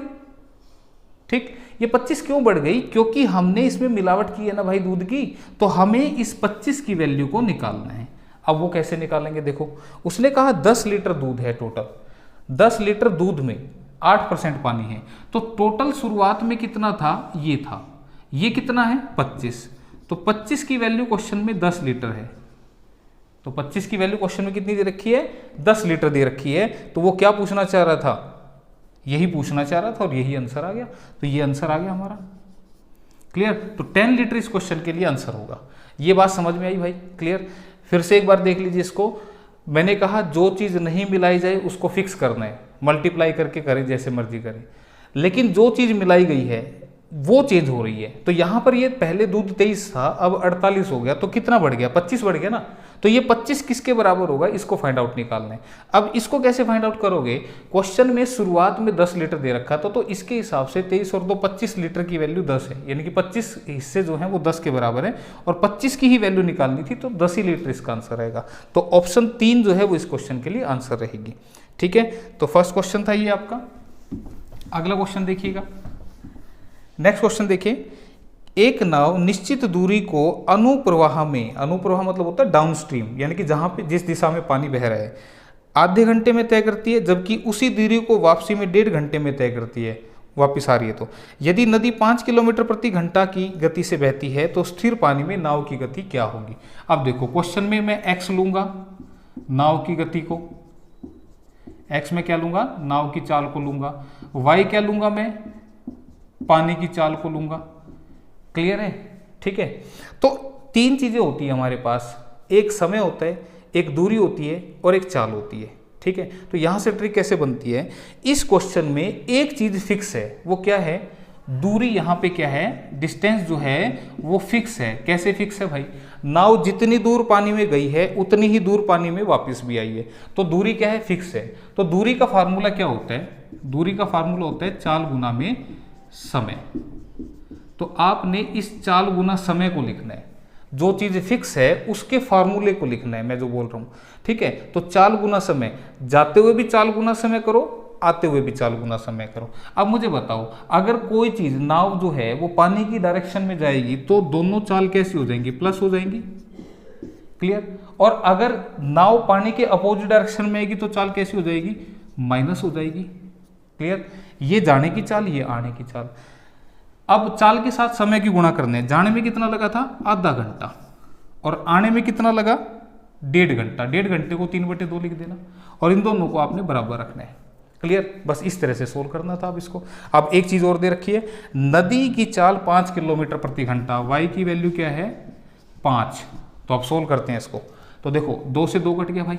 ठीक, अब यहां से x की वैल्यू हमें निकालनी है, y की वैल्यू कितनी है? 5, इक्वल टू x की वैल्यू निकालनी है, y की वैल्यू कितनी है? 5, और ये बाहर है 3, तो x + 5 equal to 3x minus में 15, ये इधर जाएगा तो 2x, और ये इधर आएगा तो 20, और यहाँ से x की वैल्यू कितनी दिख रही है तुम्हें? 10 किलोमीटर प्रति घंटा। तो यही पूछ रहा था वो। ठीक है, तो x यानी कि नाव की चाल पूछ रहा था भाई, शांत पानी में नाव की चाल, तो ऑप्शन 1, फर्स्ट ऑप्शन इसका आंसर होगा। क्लियर है? ठीक, तो ऐसे करना था। तो आसान है ये भी क्वेश्चन, ऐसे मत सोचना पीजीटी लेवल है तो पता नहीं क्या पूछ लिया होगा। देखो आगे क्वेश्चन में क्या कह रहा है, ए की चाल बी से दुगनी तथा बी की चाल सी से 3 गुनी है। यदि किसी दूरी को सी ने 54 मिनट में तय किया है तो बी कितना समय लेगा? तो देखो भाई, जब भी ऐसा क्वेश्चन आ जाए ना, ए, बी और सी, ठीक है, इसकी चाल इससे और इसकी चाल इससे, तो ध्यान रखना जब ऐसे दे रखा हो तो हमेशा लास्ट से शुरू करना, सबसे लास्ट वाले से। तो अब सेकंड लाइन पढ़ो, पहली लाइन मत पढ़ो, सेकंड पढ़ो। सेकंड में क्या कह रहे हैं कि बी की चाल सी से 3 गुनी है। बी की सी से, अगर इसकी 1 है तो इसकी 3 है भाई, इसकी 100 है तो इसकी 300 है, कोई दिक्कत वाली बात ही नहीं है। रेशियो में रखना, लेकिन ध्यान रखना अनुपात में। अब पहली लाइन पढ़ो जो हमने छोड़ दी थी, ए की चाल बी से दुगनी है, तो अगर बी की 3 है तो फिर इसकी 6 होगी।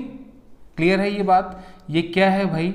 ये चाल है, ये स्पीड है। ठीक है, तो अब आगे जिक्र किसका हो रहा है? समय का। अब ध्यान से सुनना मेरी बात, चाल जो होती है ना उसका समय से उल्टा अनुपात होता है। इस बात का मतलब क्या? इसका मतलब ये हुआ कि आप जितनी स्पीड से कहीं जाओगे उतने कम समय में पहुंच जाओगे। क्लियर है? और जितना स्लो जाओगे उतना लेट पहुंचोगे। तो इसको बोलते हैं उल्टा relation, inverse relation. Direct relation क्या होता है कि जितनी भूख ज़्यादा होगी उतना खाना ज़्यादा खाओगे, ये होता है डायरेक्ट रिलेशन। जबकि उल्टे में क्या होगा? एक चीज़ ज़्यादा होगी तो दूसरी कम होगी। तो अगर मेरे पास चाल है तो मैं यहाँ से टाइम को कैसे बनाऊंगा? देखो, आपने क्या करना है, इन तीनों का एलसीएम ले लेना है। इन तीनों का सबसे बड़ा नंबर 6, 6 इसमें भी आ रहा है, 3 के पहाड़े में भी, 1 के पहाड़े में भी। 6 एकम 6, 3 दूनी 6 और 1 6 के 6। इन नंबर से इसको भाग करके यहाँ पे लिख दो। 3 से इसको भाग करूंगा 2 पे जाएगा, 1 से भाग करूंगा 6 पे जाएगा। ये जो आ गया ये क्या आ गया भाई? ये समय आ गया। ठीक है, चाल का उल्टा क्या होगा? समय होगा। अभी मैंने बताया। अब पढ़ो, उसने कहा यदि सी किसी दूरी को 54 मिनट में तय करता है। कौन करता है? ये 54 मिनट ले रहे, तो मुझे बताओ 54 कब बनेगा? जब 9 गुना कर दूंगा, 9 गुना कर दूंगा तो 54 आ जाएगा ना। तो उसने क्या पूछा? बी कितना समय लेगा भाई? बी का समय निकाल दो, इसको भी 9 गुना कर दो, 18 मिनट ये लेगा। और यही इसका आंसर है। देखो दिख रहा है कहीं? ऑप्शन 2 दिख रहा है। तो बस इतना सा काम था, ऑप्शन 2 आंसर है। क्लियर? आगे समझ में? चलो बहुत बढ़िया भाई। अगला क्वेश्चन देखो क्या कह रहे हैं। एक 3 अंकों की संख्या 4p3 में 984 जोड़ने पर एक 4 अंकों की संख्या 13Q7 प्राप्त होती है। यदि 13Q7 11 से भाग होगी तो Q माइनस P का मान क्या होगा? तो देखो, जैसा पढ़ रहे हो वैसा लिख दो कि संख्या है 4p3, ये संख्या है, इसमें क्या जोड़ दिया हमने? 984। तो 984 अगर हमने इसमें ऐड कर दिया तो संख्या क्या मिली? 13Q7, ये हमें संख्या मिल गई। क्लियर है? और ये जो संख्या है वो 11 से भाग हो रही है। ठीक है, तो भाई कोई संख्या 11 से भाग कैसे होती है? जैसे अगर मैं कह दूं कि 1331 11 से भाग होगा, तो तुम कैसे चेक करोगे? इन दोनों को जोड़ देना, इन दोनों को जोड़ देना। 1 और 3 को ऐड करूंगा, कितना बनेगा? 4। 3 और 1 को ऐड करूंगा, 4। इन दोनों का जो अंतर होगा, जो जोड़ करके आए ना, ऐड करके आए, इन दोनों का अंतर हमारा 0 आना चाहिए। ठीक है, अगर ये 0 आ गया तो संख्या 11 से भाग हो जाएगी। अब इस चीज को यहाँ अप्लाई करते हैं। मुझे बताओ, 3 और 4 7, बिल्कुल ठीक है। ठीक है, फिर 4 और 9 13, ये भी ठीक है। तो मुझे P और Q की वैल्यू देखनी है कि यहाँ पर क्या रखूं। अगर ये संख्या मेरी 11 से भाग हो रही है तो मैंने अभी क्या समझाया? मैंने अभी तुम्हें समझाया कि इस पोजीशन पे जो आ रहा है और इस पोजीशन पे जो आ रहा है, इनका टोटल 0 आना चाहिए। तो मुझे बताओ, इस पोजीशन का टोटल कितना बन रहा है? नीचे वाले का कोई भी ले लेना, ऊपर वाली जब नीचे वाली कोई भी पहले ले लेना। इसका टोटल कितना आ रहा है? 10। और इनका टोटल कितना आ रहा है? 1 + Q। क्लियर है? और इन दोनों का जो अंतर है वो कितना आना चाहिए? 0 आना चाहिए। ये अभी मैंने बताया। तो मुझे बताओ, 10 में से 10 घटेगा तभी तो 0 आएगा ना। तो इसका मतलब मैं Q को क्या मान लूं? 9 मान लूं। ठीक है, तो Q अगर मेरा 9 हुआ, ये मेरा अगर 9 हो गया, तो फिर P को मैं क्या लूं? P को क्या लो? 1 ले लो भाई, तभी तो 9 बनेगा ना। मैंने अभी क्या बताया भाई? 1 + Q और 7 और 3 10, 10 में से ये घटाऊंगा तो 0 आ जाना चाहिए। तो कब आ सकता है? जब 10 में से 10 घटेगा तो 0 आएगा। तो Q को मैंने क्या ले लिया? 9। तो Q की वैल्यू मेरे को मिल गई 9। तो P की वैल्यू कैसे आएगी? 8 में क्या जोड़ दूं कि 9 बन जाए? तो आप कहोगे 1 जोड़ दो। तो P की वैल्यू 1 आ रही है। तो पूछ क्या रहा था? Q माइनस P आपसे पूछ रहा था। Q की वैल्यू है 9, P की वैल्यू है 1। आंसर कितना आ गया? 8। ऑप्शन 1 इसका जवाब होगा। ठीक है, तो क्वेश्चन को पढ़ के लिखना है बस। जिस दिन स्टेटमेंट पढ़नी आ गई उस दिन मैथ आ जाएगा आप लोगों को। ठीक है, तो ये था भाई आपका क्वेश्चन। हाँ जी, नेक्स्ट क्वेश्चन देखिए। ट्रिग्नोमेट्री का क्वेश्चन है भाई। sin a माइनस कोस ए बराबर है 0। sin a माइनस कोस ए बराबर है 0। तो sin की power 4a minus plus cos की पावर 4a, ये किसके बराबर होगा? ठीक है, अब देखो भाई, रटने वाली बात नहीं है, ज़्यादा डीप में नहीं जा रहा, ऊपर ऊपर से चीज़ें पूछ रहे हैं। मुझे बताओ, इसमें से इसको माइनस करो 0 आ जाए तो इसका मतलब क्या होगा? ये दोनों सेम होंगे तभी तो 0 आएगा ना। ठीक है, और सेम कब हो सकता है? जब मैं यहाँ a को 45 डिग्री रख दूँ। ठीक है, कैसे? साइन 45 जो होता है भाई वो 1/√2 होता है। साइन 45 1/√2 होता है और कोस 45 भी 1/√2 होता है। तो 1/√2 में से 1/√2 गया तो 0 आ गया ना। तो ये सेटिस्फाइड कब होगा, जब मैं ए को कितना रख दूं, 45 रख दूं। तो यहाँ पे 45 रख दो तो ये बनेगा साइन 4 45 प्लस कोस 4 45, ए को 45 रखा तो 1/√2 ये इसकी वैल्यू होती है, पावर 4 लगा दो। 1/√2 ये इसकी होती है वैल्यू, इसको 1/4 लगा दो। अब 1/√2 की पावर 4 का मतलब ये होता है इसकी 4 बार गुना, ठीक है। जितनी किसी नंबर की पावर होती है उतनी बार वो नंबर मल्टीप्लाई होता है। तो ये बनेगा 2, ये बनेगा 2 और ये बनेगा 1/4, ठीक है। मैंने सीधा सोल्व करके लिख दिया भाई, क्लियर। अब बेस सेम हो तो मैंने बताया कि इसमें एलसीएम मत लेना, सीधा ऊपर का प्लस कर दो। तो 2/4 आंसर बिकम्स 1/2। तो 1/2 दिख रहा है, हाँ बिल्कुल, ऑप्शन नंबर 3 में इसका आंसर है, ठीक। तो ऑप्शन 3 इसका आंसर। नेक्स्ट, आसान है भाई, बिल्कुल मुश्किल ना समझें। हाँ जी, नेक्स्ट क्वेश्चन आपका। हाँ जी, किसी परीक्षा में 60% विद्यार्थी अंग्रेजी में, 70% गणित में पास हुए, उत्तीर्ण हुए मतलब पास हुए। यदि 20% विद्यार्थी दोनों विषयों में अनुत्तीर्ण रहे हों तथा 2500 विद्यार्थी दोनों विषयों में उत्तीर्ण रहे हों यानी कि पास हुए हों, तो कुल परीक्षार्थी कितने थे। तो देखो भाई, क्वेश्चन को ना तुम यहाँ पे इस 2500 विद्यार्थियों पे पहुंचा दो और 2500 वाले कौन हैं, पास वाले हैं। तो क्वेश्चन को यहाँ पहुँचाना है। अब देखो कैसे पहुँचेंगे। अब मुझे बताओ, अंग्रेजी में, इंग्लिश में कितने पास हुए, 60%। ये पास लिख रहा हूँ भाई, ये पास है। अच्छा, उसके बाद मैथ में कितने पास हुए, मैथ में हुए 70% पास, ये भी पास है, क्लियर। और 20% जो है वो दोनों में फेल हो गए। तो अब इस बात का मतलब क्या है भाई, देखो सीधी सी बात, इनको मैं अगर ऐड करूं तो ये 130% पास हो गए।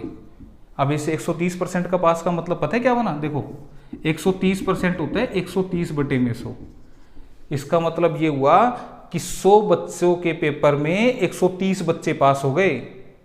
कैसे, बोला लॉकडाउन चल रहा था, गए ही नहीं, वैसे ही पास हो गए, पड़ोसियों के भी पास हो गए। अरे ऐसा हो सकता है कि यार, ये 100 बच्चों ने पेपर दिया और 130 कैसे पास हो सकते हैं। तो ये ज़्यादा क्यों हुआ, ऐसा इसलिए हुआ क्योंकि कुछ बच्चे ऐसे थे जो दोनों सब्जेक्ट्स में फेल थे और ऐसे 20% थे जो दोनों में फेल थे। तो 20% फेल थे तो 80% दोनों में पास थे। ये पास में भी चल सकता है, फेल में भी, दोनों तरीके से चला के दिखाऊंगा। अब ये तो ऐड करना था, ये माइनस कर दो, तो ये कितना बन गया 50%। तो ये क्या है, पास वाले, ठीक है। तो ये 50% जो हैं ये हमने कौन से निकाले, जो इंग्लिश और मैथ दोनों में पास थे, क्योंकि 20% तो दोनों में फेल थे। तो 80% क्या थे, जो पास थे, या तो वो मैथ में पास हो चाहे वो इंग्लिश में पास हो। तो क्वेश्चन को ऐसे चलाना आप। तो अब ये 50% पास वाले हैं जो क्वेश्चन में किसके बराबर हैं, 2500 के बराबर हैं। तो 50% की वैल्यू 2500, तो 100% कितना, तो 2500/50 गुना में 100, 50 दूनी 100, 25 दूनी 5000। तो 5000 इस क्वेश्चन का आंसर बनेगा ऑप्शन नंबर 4, क्लियर। मैं फिर से एक क्वेश्चन को दिखाता हूं दूसरे तरीके से, फेल में दिखाते हैं आपकी बात। इंग्लिश में 60% पास, तो फिर 40% क्या होंगे, फेल होंगे। मैथ में 70% पास, तो 30% क्या होंगे, फेल होंगे भाई। टोटल कितने हो गए, 70%। 70% क्या है, फेल हैं। इस 70% फेल में 20% कैंडिडेट ऐसे हैं जो इंग्लिश और मैथ दोनों में फेल हैं, इनको माइनस कर दो तो ये 50% क्या आ गए, फेल आ गए। अब ये 50% फेल है, चाहे वो इंग्लिश में फेल है, चाहे वो मैथ में फेल है, चाहे वो दोनों में फेल है। तो 50% अगर फेल है तो पास कितने हुए, तो 50%, बाकी के पास हो गए। ये क्वेश्चन में 2500 है, 100% निकाल देना, तो आंसर फिर से कितना आ जाएगा, 5000 आ जाएगा। तो आप क्वेश्चन को पास में भी चला सकते हैं, फेल में भी चला सकते हैं, वेन डायग्राम से भी इसको बताते हैं, पर मेरे ख्याल से ये आसान है, ठीक है। तो ये क्वेश्चन था आपका। नेक्स्ट क्वेश्चन, हाँ जी भाई, अगला क्वेश्चन आपका प्रॉफिट लॉस का है कि एक व्यापारी अपनी वस्तुओं के अंकित मूल्य पर 15% का बट्टा मतलब होता है छूट देना, और वह अपने माल पर लागत मूल्य से कितना ज़्यादा बढ़ाकर अंकित कर दे कि उसे 19% का लाभ हो। ध्यान रखना, अब मैं एक ट्रिक बताऊंगा यहाँ पे इस क्वेश्चन के लिए, प्रॉफिट लॉस का क्वेश्चन, और देखना कितनी देर का क्वेश्चन है। देखने में, सुनने में बड़ा खतरनाक है। अगर क्वेश्चन में लाभ या हानि, लाभ और हानि ये दे रखा हो और एक छूट यानी कि बट्टा डिस्काउंट दे रखा हो, तो आप इस ट्रिक को लगा सकते हैं। ट्रिक क्या है? ट्रिक है MP अपोन में CP equal to 100 plus minus लाभ प्रतिशत या हानि प्रतिशत बटे में 100 माइनस परसेंटेज डिस्काउंट। जो हिंदी में लिख रहे हैं भाई वो परेशान ना हो, मैं लिख रहा हूं यहां पर अंकित मूल्य बटे में क्रय मूल्य इक्वल टू 100 प्लस माइनस लाभ ओब्लिक हानि, परसेंट लगा लेना कोई दिक्कत नहीं, और 100 माइनस में छूट। देखो ये प्लस माइनस का मतलब क्या? प्लस माइनस का मतलब ये है भाई लाभ है तो प्लस कर दो, हानि है तो माइनस कर दो। अब देखो क्वेश्चन कितनी देर का होगा। उसने क्या कहा, अंकित मूल्य पर 15% डिस्काउंट दे दिया, तो 100 में से 15 घटा दो तो 85 आ जाएगा, और 19% का लाभ ले लिया तो 100 में 19 जोड़ दो तो 119 आ जाएगा। इधर लिख दो MP, इधर लिख दो CP, काट दो, 17 पंजे 85, 17 सत्ते 119। तुमसे कटे तो ठीक है, नहीं तो ऐसे ही छोड़ देना। तो वो कह रहा है कि वह अपने माल पर लागत मूल्य से, लागत मूल्य होता है क्रय मूल्य यानी कि खरीद मूल्य, कितना अधिक मूल्य बढ़ा के रख दे। तो इससे कितना बढ़ा के रख दे, तो तुम मुझे बताओ 5 रुपए की चीज पर वो 7 रुपए रख दे, तो ऐसा हो जाएगा। क्लियर? तो 5 वाली चीज पर 7 रख दे तो कितना बढ़ा दिया? 2 बढ़ा दिया। किस पर? लागत मूल्य पर, और गुणा में 100, तो 5 दूनी 10, 40%। तो इसका जो आंसर बनेगा ऑप्शन 2 बनेगा। तो 40% वो बढ़ाकर लिखते हैं इसका जवाब। क्लियर है? ठीक, तो इतना सा था बस। अगर आपको कॉन्सेप्ट पता है तो बस ये लिखना होगा एग्जाम में। तो आसान है चीजें, बड़ी मुश्किल ना समझें, मैथ को प्रैक्टिकली सिखाते हैं आपको। हाँ जी, नेक्स्ट क्वेश्चन भी इंपॉर्टेंट है। उसने क्या कहा, 5 वर्ष पश्चात पिता की आयु उसके पुत्र की आयु की 3 गुनी थी। एक साइड पिता लिख रहा हूं, एक साइड पुत्र लिख रहा हूं। पिता की आयु 3 गुनी थी पुत्र से, कब? 5 वर्ष पूर्व, यानी कि 5 साल पहले होगी। भाई 5 वर्ष बाद लिखा हुआ है ये, ठीक है, थोड़ा सा ध्यान से देखें। उसमें क्या लिखा है, 5 वर्ष पश्चात पिता की आयु पुत्र की आयु की 3 गुनी होगी, यानी कि 5 साल के बाद पिता इसका 3 गुना होगा, यानी कि ये 10 साल का होगा तो ये 30 साल का होगा, सीधी सी बात है। 5 साल पहले, अब 5 साल पहले यानी कि पूर्व, पूर्व का मतलब पहले, 5 साल पहले क्या था, पिता की आयु पुत्र की 7 गुनी थी, इसकी 1 थी तो इसकी 7। जब भी ये हो ना 2 गुनी, 3 गुनी, 1.5 गुनी, तो भाई इसको 1 ले लो, जितना भी बोले उसको यहाँ लिख दो। तो अब वो बोल रहे हैं पिता की वर्तमान आयु, ठीक है, पिता की कौन सी पूछ रहे हैं, वर्तमान। तो अब देखो कैसे करोगे भाई, बिल्कुल आसान क्वेश्चन, ट्रिक है इसके लिए। क्या ट्रिक है, आपने क्या करना है, यहां पे देखो गैप कितने हैं, 0, यहां पे गैप कितना है, 4 का।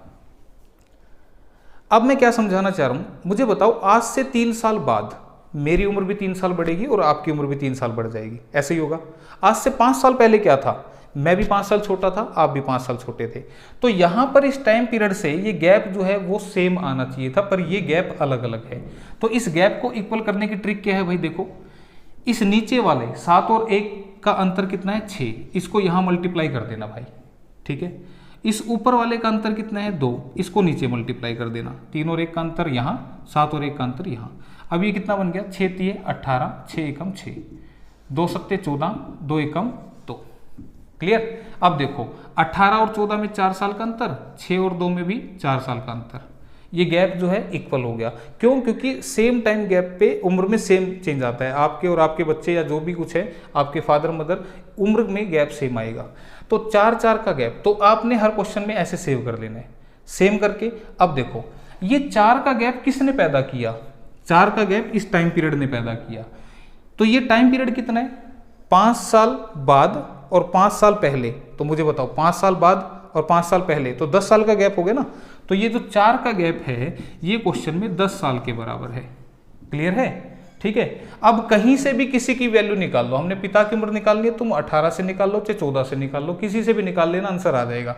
ठीक, जैसे मैं 14 से निकालता हूं, अगर 4 10 के बराबर है तो 1 किसके बराबर होगा, 10/4 के बराबर, और 14 किसके बराबर होगा, 10/4 गुणा में 14, 2 दूनी 4, 2 सत्ते 14, 2 पंजे 10, तो 7 पंजे 35 साल। इसका मतलब पिता की उम्र 35 साल आ गई, लेकिन कब आ गई, 5 साल पहले की।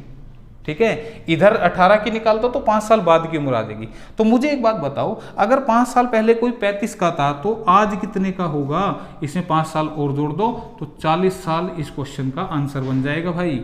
बिल्कुल आसान सी बात, क्लियर है। तो ध्यान रखना, इधर से निकालोगे तो 5 साल घटा लेना और इधर निकालोगे तो 5 साल जोड़ देना, तो 40 साल यानी कि ऑप्शन एक आंसर बनेगा। ठीक है भाई, तो ये ट्रिक ध्यान रखना, एज का ये वाला क्वेश्चन ज़्यादा पूछा जाता है। उसके बाद नेक्स्ट क्वेश्चन देखो क्या कह रहा है कि एक बेलन का वक्र पृष्ठीय क्षेत्रफल 264 वर्ग मीटर तथा आयतन 924 घन मीटर है, तो इसके व्यास का इसकी ऊंचाई से क्या अनुपात होगा? मेंसुरेशन का क्वेश्चन है। ठीक है, तो अब मुझे बताओ, आपको सबसे पहले बेलन के बारे में पता होना चाहिए कि बेलन है क्या। ये जो मार्कर दिख रहा है ना आपको, ये एक बेलन की शेप है। ठीक है, और ये कैसी शेप है? देखो ये कैसी शेप है? ये गोल शेप है। ठीक, तो बेलन इस तरह का गोल होता है। तो उसने कहा बेलन का वक्र पृष्ठीय है, वक्र पृष्ठीय जिसको आप बोलते हैं कर्व्ड सरफेस एरिया। तो कर्व्ड सरफेस एरिया कौन सा होता है? ये वाला हिस्सा भाई, ये वाला कर्व्ड सरफेस एरिया होता है। तो इसका टॉप प्लेस और इसका ढक्कन, ये ढक्कन और इसका पैर, इनको अगर हटा दें तो ये कर्व्ड सरफेस एरिया में आता है, वक्र पृष्ठ में। तो ये जो होता है ये एक सर्कुलर पार्ट है जिसको हम क्या बोलते हैं? 2πr। ठीक है, ये गोल हिस्सा जो है ये परिधि होती है सर्कल की, ठीक, सरकमफ्रेंस बोलते हैं। और इसकी हाइट कितनी है? वो h, वो इसके साथ मल्टीप्लाई होती है। ये वक्र पृष्ठीय क्षेत्रफल क्वेश्चन में 264 दे रखा है। ठीक है, और फिर बोल रहा है इसका आयतन। इसका आयतन कैसे निकालोगे? ये सर्कल के ऊपर सर्कल, उसके ऊपर सर्कल, तो इस तरह से ये सिलेंडर बन गया। तो सर्कल क्या होता है? πr², लेकिन हाइट भी इसमें है तो πr²h। ये इस बेलन का क्या होगा? आयतन होगा, जो कि क्वेश्चन में कितना है? 924। तो अब यहां से आपने r और h की वैल्यू निकालनी है। ठीक है, r h की वैल्यू आप यहां से भी निकाल सकते हैं। कैसे? पाई को 22/7 रख देना, r और h की वैल्यू पता नहीं, सोल्व कर लेना। तो हम इसको निकालना चाहते हैं तो इसको मैं भाग कर दे रहा हूं। कैसे भी निकाल सकते हैं भाई, जरूरी नहीं है कि मैं जिस तरीके से बता रहा हूं वैसे निकालो। आपने यहां से अब r को निकालना है और h को निकालना है। तो अब देखो कैसे, पाई से पाई कट गया, r से एक r कट गया और h से h कट गया। क्लियर। अब 2 से मैं इसको काट दे रहा हूँ, 2 एकम 2, 2 तिया 6, 2 दूनी 4। 132 से मैं इसको काट दे रहा हूँ 7 पे, तो एक r बचा था, तो r की वैल्यू कितनी बची? 7, बाकी सारा कट गया। ठीक है, अगर r की वैल्यू 7 है तो आपको पता है 2πrh 264 था, तो पाई की वैल्यू होती है 22/7। r की वैल्यू मैंने 7 निकाल ली, हाइट और निकाल लेते हैं। तो 7 से 7 कट गया, 22 से काट दो, 22 एकम 22, बचे 4, 22 दूनी 44 और 2 से कटाइए 6 पे। तो यहाँ से h की वैल्यू भी हमें मिल गई 6, r भी मिल गया, 6 भी मिल गया। पूछा क्या था? तो बोला इसकी ऊंचाई का व्यास का ऊंचाई से, व्यास का ऊंचाई से क्या अनुपात होगा? तो व्यास क्या होता है भाई? ट्वाइस ऑफ रेडियस, और हाइट होती है h। तो बस वैल्यू रख दो। r की वैल्यू हमारे पास कितनी थी? 7, तो 2 × 7 अपॉन में हाइट कितनी है? 6, तो 2 तिया 6, आंसर बिकम्स 7/3, यानी कि 7:3 इस क्वेश्चन के लिए आंसर होगा भाई। और ऑप्शन नंबर 4 जो है वो इसका आंसर दिख रहा है। ठीक है, तो क्वेश्चन आसान था, मेंसुरेशन मुश्किल नहीं है। क्वेश्चन सबसे ज़्यादा आते हैं, लेकिन आपको जस्ट कंसेप्ट पता होना चाहिए तो चीज़ें आसान होंगी। और कंसेप्ट को हम कैसे ऐसे प्रैक्टिकली आपको सिखाएंगे कि भाई ये एक सिलेंडर है, इसमें ये और ये पोर्शन छोड़ देंगे तो वो वक्र पृष्ठीय क्षेत्रफल यानी कि कर्व्ड सरफेस एरिया आ जाएगा। इन दोनों को कवर कर लेंगे तो टोटल सरफेस एरिया यानी कि संपूर्ण पृष्ठ का क्षेत्रफल आ जाएगा। क्लियर। तो इसके बाद अगला क्वेश्चन देखिएगा फिर।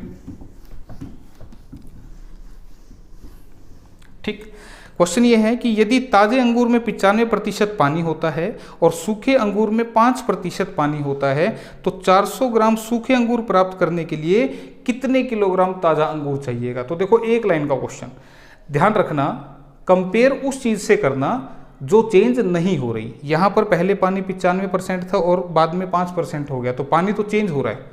ठीक है, जैसे मैंने आपको कह दिया यार, आप कोई घर में फ्रूट ले आए और उस फ्रूट को अगर कई दिन रखें तो वो बासी सा हो जाता है, यानी कि उसका पानी जो है वो इवेपोरेट हो जाता है, वाष्प बन जाता है। तो पानी को कंपेयर ना करें, लेकिन फ्रूट पार्ट वहीं पर पड़ा होता है, फ्रूट में चेंज नहीं होता। तो फ्रूट से क्वेश्चन को चलाना है। तो कैसे लिखोगे? कितने किलोग्राम ताज़ा अंगूर चाहिए, फ्रेश कितना चाहिए मुझे नहीं मालूम। ठीक है, मैंने उसको x ले लिया। उसने कहा 95% इसमें पानी है, तो पानी नहीं लेना, इसका क्या ले लो? फ्रूट पार्ट ले लो। ये कौन सा पार्ट लिया मैंने? फ्रूट वाला पार्ट लिया है। तो x का 5% जो है वो फ्रूट है।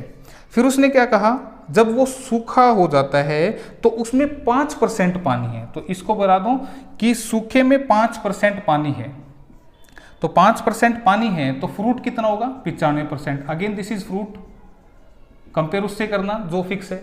और ये 400 ग्राम सूखा अंगूर हमें प्राप्त करना है, तो इधर वाली वैल्यू आपको 400 ग्राम दे रखी है, दिस इज 400 ग्राम। तो बस इसको सोल्व करेंगे तो देखो परसेंटेज हटेगा तो नीचे 100 लगाते हो तुम, इधर भी 100 लगा दोगे, परसेंटेज से परसेंटेज कट गया, क्लियर है।